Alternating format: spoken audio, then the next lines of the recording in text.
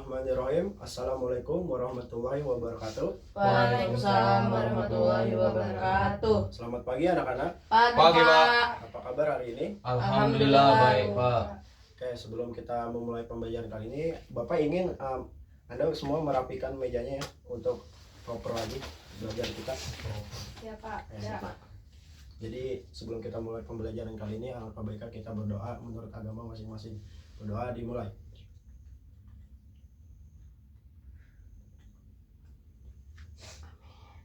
Berdoa selesai.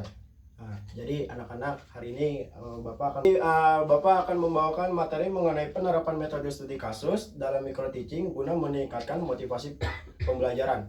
Nah, anak-anak sebelum kita memulai pembelajaran, Bapak ingin tanya, ada yang tahu nggak mengenai apa itu motivasi pembelajaran?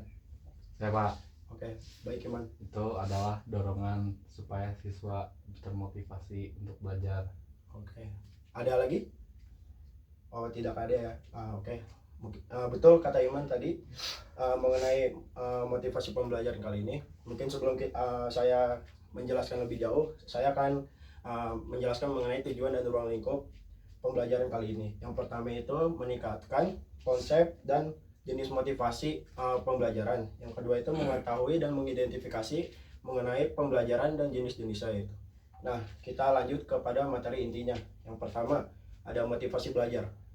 Motivasi belajar adalah alasan atau daya dorong untuk kita memulai pembelajaran. Meskipun kita ini mengalami kemalasan yang sangat tinggi. Jadi motivasi itu berguna untuk kita mendorong belajar. Nah, motivasi itu diibaratkan sebagai motor. Nah, sedangkan keinginan kita itu diibaratkan sebagai bensin. Jika kita tidak memiliki motivasi, maka motor itu tidak akan berjalan seperti itu. Nah, selanjutnya mungkin ada jenis-jenis motivasi. Yang pertama itu ada motivasi intrinsik, yang kedua itu ada motivasi ekstrinsik. Ada yang tahu nggak mengenai motivasi intrinsik dan motivasi ekstrinsik? Nggak tahu, Pak. Tahu Pak? Tidak ada yang tahu ya? Enggak. Jadi yang pertama itu motivasi intrinsik. Motivasi intrinsik itu motivasi yang datang di dalam diri kita sendiri. Ya, contohnya itu bisa dari kayak misalnya keinginan kita atau cita-cita kita. Nah, yang kedua itu ada motivasi ekstrinsik. Nah, motivasi ekstrinsik itu motivasi yang datang dari luar diri kita sendiri. Misalnya seperti kayak keinginan orang tua kita nih, mungkin motivasi kita pembelajaran biar tinggi guna meningkatkan prestasi belajar kita. Terus kita bisa melihat pencapaian orang lain. Nah, seperti itu. Nah, selanjutnya ada faktor-faktor yang mempengaruhi motivasi belajar. Yang pertama itu kita bahas mengenai motivasi intrinsik dulu. Yang pertama ada kebutuhan dan minat pribadi. Yang kedua ada tujuan yang belajar yang jelas. Yang ketiga ada rasa yang ingin tahu. Yang keempat ada kesiapan fisik dan mental yang cukup kuat. Nah, di motivasi ekstrinsik itu faktor-faktor yang mendorong itu misalnya seperti gaya dan sikap kita. Mungkin seperti misalnya kita malas gitu. Nah, misalnya kayak dari keluarga juga bisa. Jadi keluarga itu misalnya memberikan kita dorongan nih buat kita nge-push buat diri kita sendiri, seperti itu. Yang ketiga ada sarana dan prasarana. Nah, sarana dan prasarana ini menunjang kita buat memotivasi pembelajaran kita agar meningkat. Misalnya seperti penggunaan handphone memudahkan kita mencari informasi dan pembelajaran kita Ini menjadi adalah interaktif dan contoh menarik. media yang digunakan dalam pembelajaran kali ini, yaitu menggunakan media studi kasus dengan lembar jawaban yang diberi kepada 4 siswa.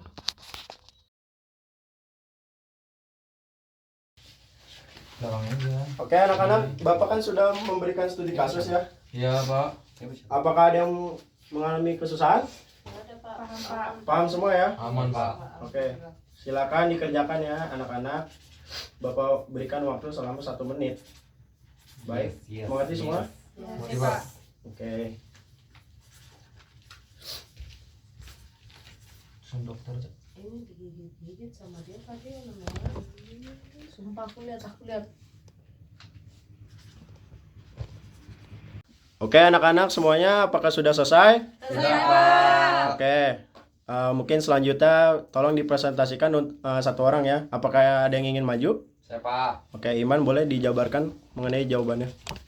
Nah, di sini yang sudah saya catat itu penyebab siswa tidak semangat belajar itu materinya terasa sulit.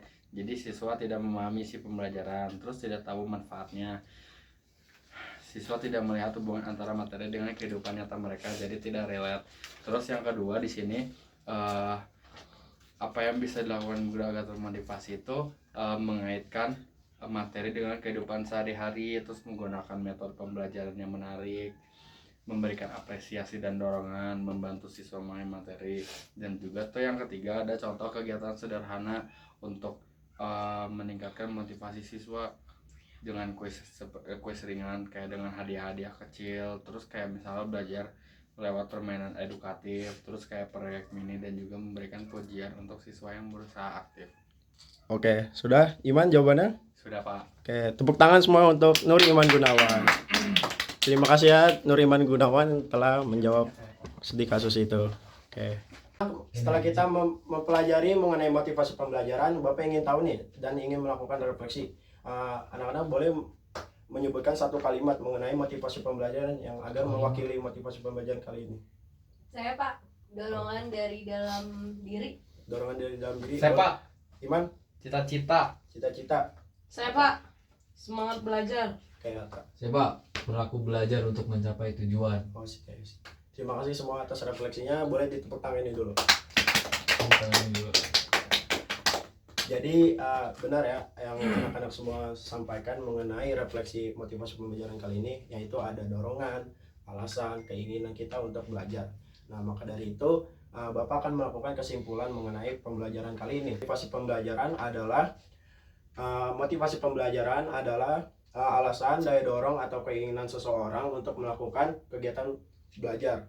Nah, meskipun terdapat hambatan, yaitu seperti kemalasan atau daya dorong keinginan orang untuk bermain. Ya, jenis-jenis motivasi itu ada dua. Yang pertama itu ada motivasi intrinsik, motivasi ekstrinsik. Motivasi intrinsik itu motivasi yang datangnya dari diri kita sendiri. Sementara motivasi ekstrinsik itu yang datangnya dari luar diri kita sendiri. Udah seperti itu. Terima kasih kepada semuanya anak-anak.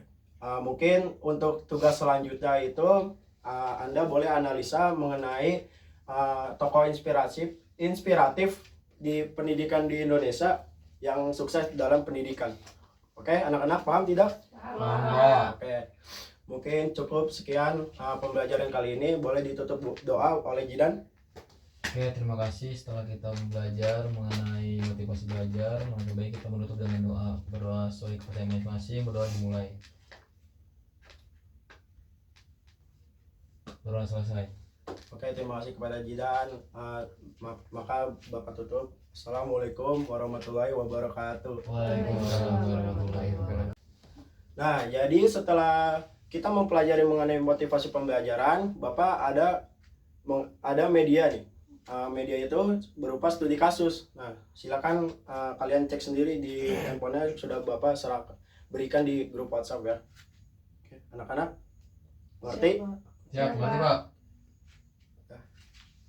Di sini ngapain dia? Udah lu jawab.